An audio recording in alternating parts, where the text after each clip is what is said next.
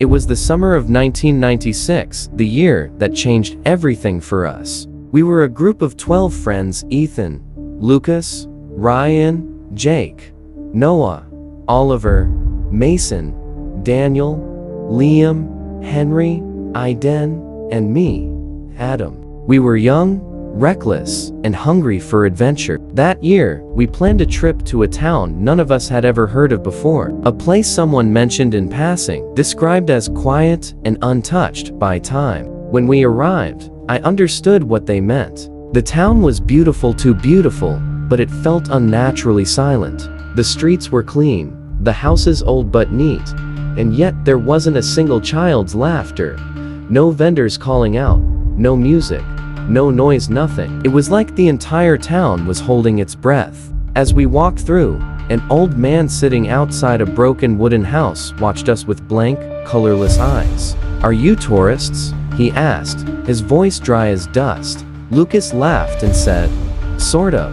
We're just exploring. Heard there's a forest and hills nearby. We might camp there tonight." The old man's face changed, his expression froze, and his eyes widened just slightly. He shook his head slowly. "You shouldn't stay after dark," he whispered. We exchanged glances. Noah smirked. "Why not? Wolves?" The man didn't laugh. "No," he said, "not wolves. But if you value your life, leave the forest before sundown. Nobody camps there. Nobody stays out after dusk." A woman from a nearby shop stepped out, clutching a bundle of herbs. She looked at us with pity, genuine fear in her eyes. "Don't go," she murmured. "If you do, don't light a fire." Her words sent a small chill down my spine.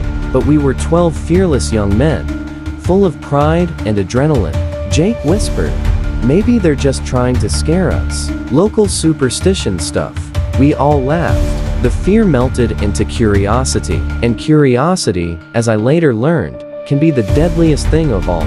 By afternoon, we had reached the edge of the town. Beyond it stretched a vast wilderness, thick forest, tall grass, and hills glowing gold in the late sunlight. It was beautiful, hauntingly beautiful. Birds circled overhead, and somewhere far off, the sound of a stream trickled through the trees. We set our backpacks down and decided this would be our campsite. Daniel raised his camera, snapping photos of the forest line. "Perfect spot," he said. But as the flash went off, I noticed something strange. A faint white reflection deeper inside the trees. Not the glint of metal or water, something else. Something that flickered and disappeared the moment I tried to focus. "Did you guys see that?" I asked. No one answered. The laughter continued. Someone played music from a small speaker, and the moment passed. But as the sun began to sink behind the hills, the silence returned. Heavy, suffocating silence. Even the birds stopped singing. The air grew colder, thick with the scent of earth and something metallic. Something like blood. I remember looking at the line of trees one last time before darkness swallowed the forest. And in that dim orange light, just before night fell, I thought I saw a shape standing there, pale and still, half hidden among the trees. It wasn't moving. It wasn't human either. I blinked, and it was gone. That night, we built our campfire anyway, and from the forest, something began to watch us burn. The night settled over the hills like a black shroud. By the time the last bit of sunlight vanished behind the mountains, our small campsite was glowing orange. From the flickering fire we had built, sparks rose into the dark sky, vanishing into the silence that surrounded us. At first, it was perfect, the kind of night we had dreamed about. Ethan strummed his guitar while Ryan and Lucas roasted marshmallows. Daniel was filming everything on his old camcorder, joking that he'd make a found footage horror movie of our trip.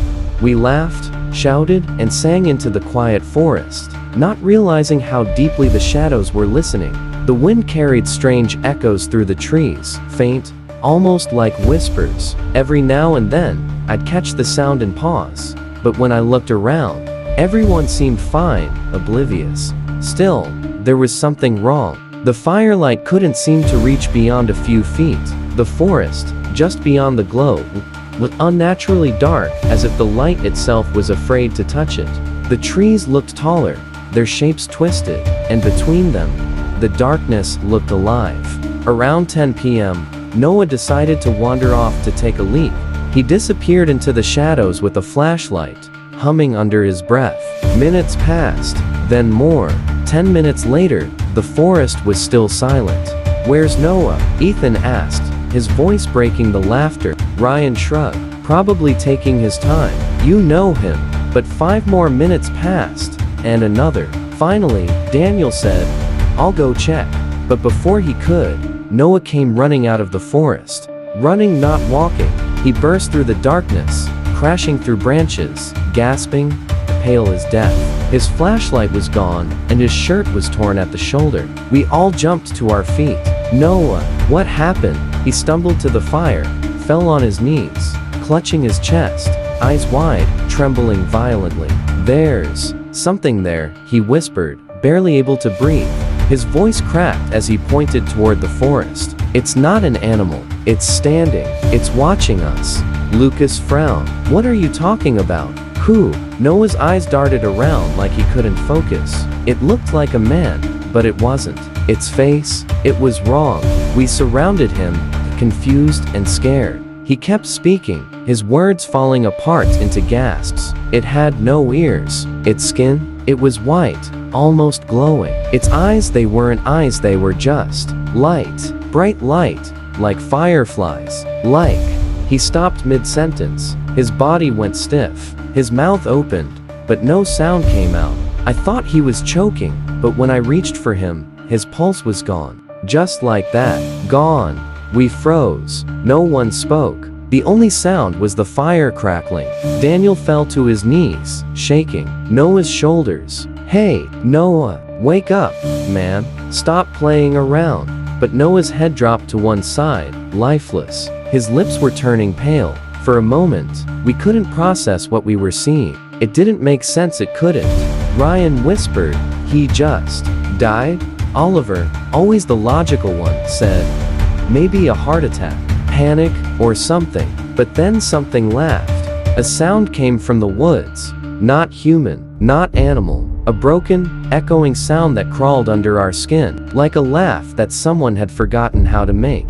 We turned toward the trees, firelight trembling on our faces. There was movement, not footsteps, not rustling, but a soft, shivering motion, as if the shadows themselves were breathing. Ethan grabbed a flashlight and shined it into the forest. For half a second, the beam caught something standing between the trees. Tall, pale, motionless. Its head tilted unnaturally to the side. The eyes reflected the light like twin lanterns. Then it vanished. The flashlight flickered and died. "Okay," Daniel said, his voice trembling. "We need to leave. Now." But the road back was miles away, through the same forest that had just swallowed that thing. We dragged Noah's body into the tent, wrapped him in a blanket, and agreed to wait until sunrise. No one slept. The fire burned low, and the darkness around us grew thicker, pressing closer, as if the night itself was leaning in to listen. At one point, I thought I saw movement near the edge of the camp, a pale face, half hidden behind a tree. Just standing there, no expression, no sound, only watching. I blinked, and it was gone. By dawn, the forest looked calm again. Birds were singing, sunlight streamed through the trees, and for a moment, it felt like everything had been a bad dream. But Noah was still dead, and in the soft dirt behind his tent, there were footprints. Bare footprints, long, thin, and deeper than any human foot could make. And that was when we realized whatever it was, it had come close. Very close. Maybe even inside the camp. Morning came, but it brought no warmth. The sunlight that touched the trees looked pale, colorless, as if even the forest didn't want to wake up. We were sitting around the ashes of the campfire, 12 of us reduced to 11, but it already felt like half our souls had been stolen in the night. Noah's body lay still, wrapped in a blanket. His face was gray, lips purple, frozen in the same terrified expression he had last night. No one spoke for a long time. Only the wind answered us. A low hum that passed through the trees like a whisper we couldn't understand. Finally, Lucas broke the silence. "We can't just sit here," he said, voice cracking. "We need to find out what that thing was." Ethan glared at him. "Find out? Are you insane? He's dead, Lucas. Dead." We should be getting the hell out of here. But what if it's still here? Ryan whispered. Those words silenced everyone. Daniel took out his camera, the same one that had recorded our laughter last night. We have to see what happened. If something's in these woods, we'll catch it on tape. We owe it to Noah. Against my better judgment, I agreed. Maybe it was guilt. Maybe curiosity. Maybe something else. A pull, like the forest wanted us to come closer. We decided to split up 5 pairs of 2 each. Team would search a different direction around the camp and return before sundown. Ethan and Ryan went west toward the hills. Lucas and Daniel went east toward the river. Oliver and Mason took the northern trail. Henry and I then followed the dirt path that led back to the town. That left me and Liam, my closest friend, to head south, deeper into the forest. Before we left, I remember glancing back at Noah's body. The blanket covering his face had shifted slightly, and for a horrifying moment, I thought I saw his eyes open, but when I blinked, they were closed again. Liam and I entered the woods. The deeper we went, the quieter it became. No birds, no wind, not even the sound of our footsteps seemed real anymore, like the forest was swallowing every noise we made. The trees were huge, their branches tangled like black veins across the sky. Light barely reached the ground, and a damp smell of rot hung in the air. We walked for almost an hour. Every few minutes, I felt like something was moving behind us. Once, I turned around and swore. I saw a figure, a flash of white between the trees, but it disappeared before I could focus. Liam tried to joke, probably some albino deer or something, but his laugh was hollow. We both knew better. We reached a narrow stream, the water black and still. On the other side, I noticed marks in the mud, not animal tracks. They were shaped like footprints, but wrong. Too long, too thin, and they weren't walking, they were dragging. Whatever made them had crawled. Jesus, Liam muttered, stepping back. Maybe we should go back. Then came the sound, a faint clicking like someone cracking their knuckles slowly, rhythmically, over and over again. It echoed through the trees, circling us. Who's there? I shouted, though I didn't want to hear an answer. No reply, just the clicking, then breathing. Deep, slow, wet, breathing from behind a fallen tree. Liam raised his flashlight and pointed it at the noise. At first, there was nothing, just the damp bark and moss. Then, as the light flickered, something shifted. A face, pale, earless, featureless except for 2 glowing holes where eyes should be lifted slowly from the shadows. Its mouth was wide, almost human, but stretched far too much, as if it had been carved open. I froze. The air left my lungs. Liam whispered, "Oh my God." The thing stood, not crawled, not ran, stood. It was tall, taller than any man, its limbs too thin, its skin stretched tight across bones like wet paper. Then it smiled. A soft, wet crack came from its jaw as it tilted its head, watching us. We ran. Branches slashed our faces. The ground tore beneath our feet, but we didn't look back. The sound followed us, that awful clicking, faster now, almost like laughter. We didn't stop until we reached a clearing. In the middle of it was a small lake, smooth and silent, reflecting the gray sky above. There was a wooden boat tied near the shore, small, old, half-rotten. Without a word, we jumped in, pushed off the bank, and drifted toward the center. The forest fell silent again.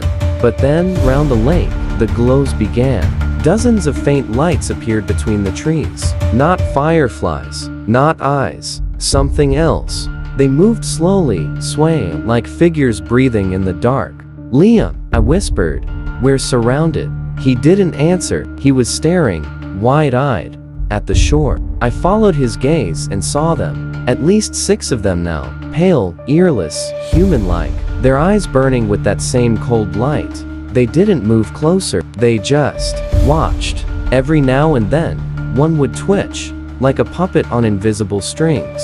The air grew heavy, thick with the stench of decay. The water beneath our boat began to ripple softly at first, then violently, as if something massive was moving just below the surface. We clung to the sides, terrified to even breathe. The lights on the shore flickered, multiplied 10, 20, 30, till the entire forest glowed faintly white. and from all sides came that clicking, hundreds of clicks, overlapping, echoing across the lake like bones snapping in the dark. We stayed there all night, trapped, frozen, listening. And when the first light of dawn touched the treetops, the clicking stopped, the glows faded, one by one, until the forest looked ordinary again, empty and quiet, as if nothing had ever been there. We paddled back in silence. When we reached the camp, 6 people were waiting. Only 6, out of 12, we were now 8, and the nightmare had only just begun. When Liam and I returned to camp, the world felt wrong, as if reality itself had tilted a few degrees off balance. The morning light did nothing to warm us. It only revealed how empty the forest truly was. The camp looked half abandoned. The tents were still there, the fire long dead, but only 6 of our friends stood waiting, pale, shaken, silent. Daniel was pacing, clutching his camcorder to his chest. "Where the hell were you?" he snapped the moment he saw us. I couldn't answer, neither could Liam. The words refused to leave my throat. Then I noticed something else. One of the tents had been torn apart from the inside. The fabric was shredded, clawed open, as though someone had tried to escape. "Where are the others?" I finally asked. Daniel's voice dropped. "Gone. We went looking when the sun came up, but we only found this." He pointed to the torn tent. Inside, there was blood, dark, sticky, already drying. No body, just drag marks leading into the trees. Ethan said, "We should leave now. I don't care what's out there, I'm not dying here." But the path that led back toward the town looked different now. The dirt road we had come by seemed to fade into mist halfway through the trees, as if the forest itself had swallowed it. The air was heavier, the forest denser, and somewhere in that suffocating quiet, a single echo rippled. Click, click, click. The sound we had heard last night. Everyone froze. Daniel raised his camera instinctively and pointed it toward the trees. The camcorder light flickered on, and for a split second, through the static, I saw them again. Figures, pale, tall, swaying like broken marionettes. Their eyes burned white in the morning haze, and their skin shimmered faintly like wet porcelain. Ethan dropped his bag. "Run." We ran. We didn't care where. We just ran until the forest opened into the same lake Liam and I had found the night before. It looked calm, peaceful even, a mirror reflecting the dull, gray sky above. But the silence around it was alive. You could feel it breathing. We stumbled onto the muddy shore, panting, terrified. "We can't go back," Liam gasped. "They're everywhere." Daniel's hands were shaking so badly he could barely hold the camera. "We'll take the boat. The same one you used last night." The small, half-rotten boat was still there, tied to a dead tree branch near the edge. Without thinking, we climbed in, all 8 of us. It creaked under the weight, threatening to sink, but we didn't care. We pushed off, paddling toward the center of the lake. As the distance between us and the shore grew, I looked back, and my blood ran cold.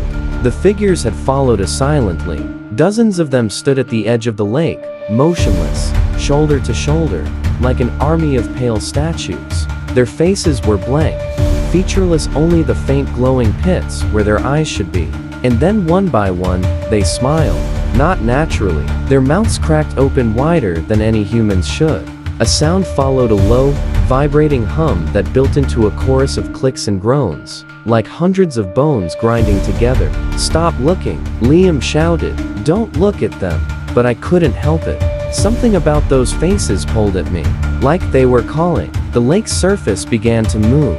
Ripples spread out from beneath us, slow and deliberate. Something was down there, something massive. The boat rocked violently. Mason screamed, "What the hell is that?" Then came the first hand, long, pale fingers emerging from the black water, gripping the side of the boat. Another hand followed, and another, cold, wet, human-like, but too thin, too long. They began pulling at the wood, scratching, tearing. The boat tilted dangerously. Daniel's camera light swung toward the water, and what it revealed made my stomach twist. Dozens of faces beneath the surface, floating just below us. Their glowing eyes stared upward through the water. Their mouths were open, moving soundlessly. "Paddle!" Ethan screamed. "Paddle! Damn it!" We tried, The oars scraped uselessly against the surface as the hands kept clawing. One of them grabbed Mason's ankle. He screamed as it yanked him down. The splash was deafening. For a moment, we saw him thrashing beneath the surface. Then a burst of bubbles, then nothing. Mason, Lucas reached out, but Liam pulled him back. He's gone. You'll die too. Daniel was crying now, the camera still running, recording everything. They're under us. Oh God, they're under us. The lake erupted again. A shape broke the surface. Something tall and skeletal, dragging itself halfway out of the water. It had no face, only a smooth, wet mask where one should have been. From its back hung what looked like shredded human skin, like trophies. The thing tilted its head, and a faint voice escaped from the hole where its mouth should be. A whisper, our names, Adam, Liam. My blood turned to ice. It wasn't speaking with its own voice, it was using Noah's. Liam clutched my arm. It knows who we are. I could barely breathe. We have to get to the middle. The middle, Liam. We paddled furiously, the others screaming, crying, praying until finally, the boat reached the lake center. The creature stopped at the edge of the water, as if something invisible held them back. They stood there, perfectly still, watching us from all sides. Hours passed like years. No one dared move. The sky slowly turned pale again. The night faded, and as the first ray of sunlight hit the lake, the figures began to fade, one by one dissolving into the mist, leaving behind nothing but ripples in the water. For a long time, none of us spoke. Then Ethan whispered, "We survived." But we hadn't. Not really. Because when we finally drifted back to shore, there were only 6 of us left, and the forest was waiting. The sun rose over the forest, pale and sickly, painting everything in shades of ash and gold. The birds had returned, their songs, hollow and nervous, echoing through the trees like the forest was pretending to be alive again. But we knew better. When our half-broken boat scraped against the muddy shore, we barely had the strength to move. 6 of us climbed out: me, Liam, Daniel, Ethan, Lucas, and Oliver. The rest were gone. The ground around the lake was torn up mud, footprints, drag marks, scratches that dug deep into the soil. No animal had done this. No human could have, either. Ethan stood there, shaking his head, whispering Mason's name again and again, as if he could call him back. Lucas sat in the mud, staring blankly at the water. Daniel clutched his camera, still running, the red light blinking weakly. I put a hand on Liam's shoulder. "We have to get out of here, now." He didn't answer. His eyes were fixed on something behind me. I turned. In the distance, back toward the camp, thin trails of smoke were rising from the fire pit we had left cold and dead. Someone or something had lit it again. We ran. Branches whipped against our faces. Leaves crunched beneath our boots. Every sound in the forest felt amplified, chasing us through the trees. Whispers, cracks, faint laughter that wasn't really laughter at all. When we reached the campsite, the smell hit us first. Iron and rot. Blood. Noah's body was gone. So were the others. Only shreds of fabric and torn backpacks remained, scattered like offerings around the dead fire. And in the dirt, carved roughly with something sharp, were words. "We see you." Daniel dropped the camera. "No, no, no, no." Ethan backed away, breathing hard. "Who did that?" Oliver whispered. "Maybe one of the others." But I knew it wasn't them. The letters were too clean, too precise, each stroke deliberate, deep. Not human hands. Liam grabbed my arm. "We're leaving. Now. We go back to the road, find help. Whatever it takes." No one argued. We walked for hours. The sun kept shifting, never moving right, as though time itself was breaking. Every few minutes, we thought we heard footsteps, always behind us, always just far enough away to make us doubt our senses. Then, we found the first body. Aiden. He was lying half buried in the dirt beside the trail, his face frozen in a scream, his chest torn open. His heart was missing. No animal tracks, no struggle, just clean, surgical horror. Lucas vomited in the bushes. Ethan started praying under his breath. Not long after, we found Henry hanging upside down from a tree branch, his eyes gone, the skin of his face peeled back like a mask. Pinned to his shirt was a torn scrap of paper, one of the maps we had drawn. On it, someone had written in black, dripping ink, "Turn back." We didn't. We kept walking, because what else could we do? The forest had no edges anymore. Every direction looked the same. Every sound came from everywhere at once. By the time the light began to fade again, we were lost. Daniel stopped walking, dropped to his knees, and began to sob. "It's never going to let us out. Don't you see? We were supposed to die last night." Liam pulled him up roughly. "Shut up and move." We found an abandoned ranger's hut near the base of a hill, old, broken, half collapsed under the weight of vines. It looked like a miracle. We rushed inside, barricaded the door, and lit one of the old oil lamps. For a moment, it felt safe. Almost. The inside smelled of dust and mold, the air thick and heavy. Cobwebs hung from the ceiling, and in one corner sat a broken radio. Daniel immediately went for it. He twisted the knobs until a faint static hissed to life. And then a voice. A whisper. "Don't look outside." The room froze. "Did you hear that?" Daniel whispered. Ethan swallowed hard. "It's just interference."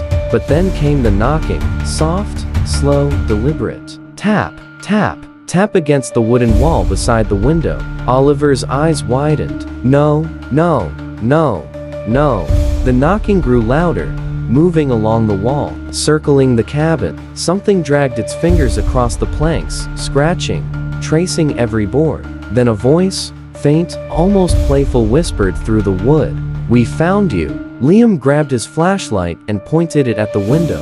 "Don't." I tried to stop him. Too late. The beam hit the glass. And there it was. A face white and earless, pressed against the window from the outside. Its eyes were nothing but light. Searing, burning light that cut through the glass like fire. It smiled that same horrible stretched grin, and then another face appeared beside it. And another, and another. The windows filled with them. Pale faces, glowing eyes, watching, whispering. The scratching turned into pounding. The door shook, the walls groaned, the lamp flickered, and through the chaos, I heard Daniel scream. I turned just in time to see one of the pale hands reach through the broken window and grab his throat. It pulled hard. The sound was wet and sharp, like tearing meat. Daniel's body convulsed as the thing dragged him out through the shattered frame, vanishing into the dark. We didn't even try to save him. We ran through the back door, straight into the trees. We didn't stop until we saw the faint glow of headlights erode. Civilization. We stumbled out of the forest, bloody, shaking, half crazed, and collapsed in the middle of the street. A passing truck screeched to a halt. The driver ran out, shouting, but his voice sounded far away, like we were underwater. The last thing I remember before blacking out was the forest behind us, and the faint, distant glow of eyes watching from between the trees. When I woke up, it was daylight again.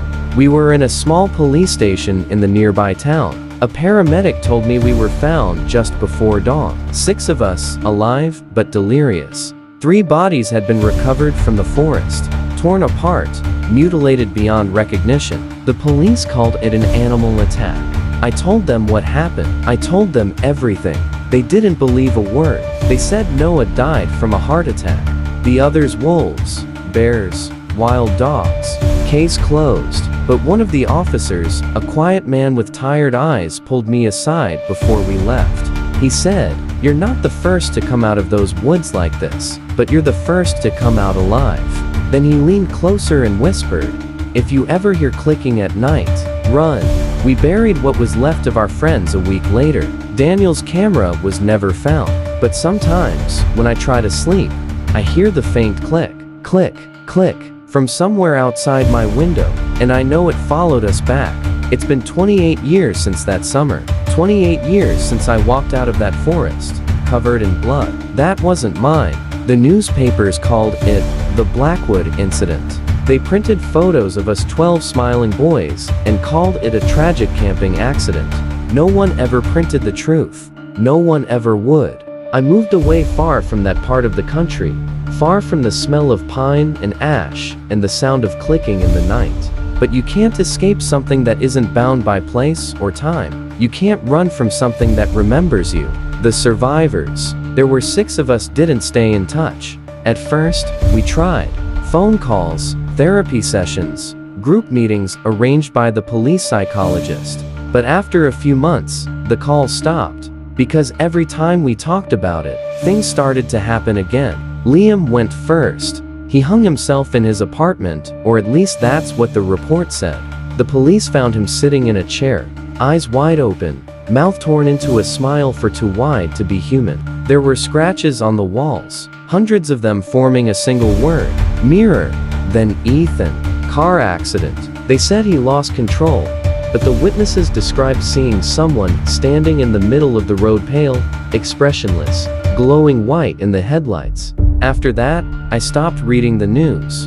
A few years later, I started getting letters. No return address, just my name written in faint, uneven handwriting. Inside each envelope was a photograph. Old, grainy, black and white, showing places I'd lived, rooms I'd slept in, faces at my window. In every photo, in the far background, there was always one figure, standing, watching, white, faceless, smiling. I tried burning the letters. Didn't help. The next day, the same photos were back in my mailbox, untouched by fire. It's funny how the mind tries to protect itself. You tell yourself it was trauma, shock, hallucination. But then, small things start happening. Things too specific to dismiss. Doors unlocking on their own. Mirrors fogging up with words you didn't write. Footsteps in empty rooms. And that clicking sound, slow, deliberate, echoing through the walls at night. Click, click, click. 3 times. Always 3. Just before the lights flickered. Last year, I went back. I don't even know why. Maybe part of me thought facing it would end it. But when I reached the area, the town was gone. Not abandoned. Erased. The road ended in a dead stretch of cracked asphalt that disappeared into weeds. No sign. No buildings. No graves. Just silence. And yet, the forest was still there, exactly as I remembered it. The same trees. The same lake. The same smell of damp earth and iron. I walked for hours until I reached what I thought was our old campsite. The ashes were still there, blackened circle, half buried under moss. I knelt down, ran my fingers through the soil. It was warm. Then I heard a faint voice, like a breath against my ear. You came back. I turned, but there was no one there. Just shadows shifting between the trees, moving wrong, too smooth, too silent. The camera flash went off before I realized I'd brought it. The screen flickered static. Then an image appeared. 12 figures standing around the ashes. All of us, even the dead ones. And in the middle of the circle, something taller, darker, its face glowing white. It was smiling. I dropped the camera and ran. Branches tore at my arms, my clothes, my skin. But I didn't stop. The forest seemed endless again, folding into itself. The path twisting and changing. Every time I looked back, I saw flashes of white between the trees. Every time I blinked, they were closer. I don't know how long I ran before I saw the road again, the same cracked asphalt where it had all begun. When I stepped out of the forest, the world was wrong. The sky, too, still. The air too quiet. And in the distance, I could see the town again. Only it wasn't a town anymore. It was empty shells. Buildings without doors or windows. Streets without shadows. Silence without air. Like a memory trying to remember itself. I took one step forward and heard that sound again. Click, click, click. It came from behind me. I turned and saw them, all 11 of them, standing side by side in the road, smiling, their faces pale, their eyes glowing, their mouths whispering one word in unison, stay. I woke up in my bed 3 days later. No idea how I got home. The police said a hiker found me unconscious near the highway. No one else around. No sign of any town. But I know what I saw. And I know it's not over. Because last night, when I went to brush my teeth, I saw movement in the mirror behind me. And when I turned, nothing was there. But on the glass, written in fog, were 3 words. Welcome back, Adam. Then the lights went out. And I heard it again, close this time right beside my ear. Click, click, click. Sometimes, I think about going back one last time, ending it for good, but every time I try, something stops me, because deep down, I already know the truth. You can't escape the silent town, you can only forget it, until it remembers you, and when it does, you'll hear the clicking too. End of story. Did you enjoy the story? Let us know in the comments. And if you liked it, don't forget to like, share, and subscribe to The Horror Dream. Want more stories like this? Subscribe to The Horror Dream, and we'll bring you more darkness, just for you. If you enjoy a little chill down your spine, stick around, like, share, and hit that subscribe button, right here on The Horror Dream. Your support keeps us going, so stay with us. Subscribe to The Horror Dream for more spine-tingling tales.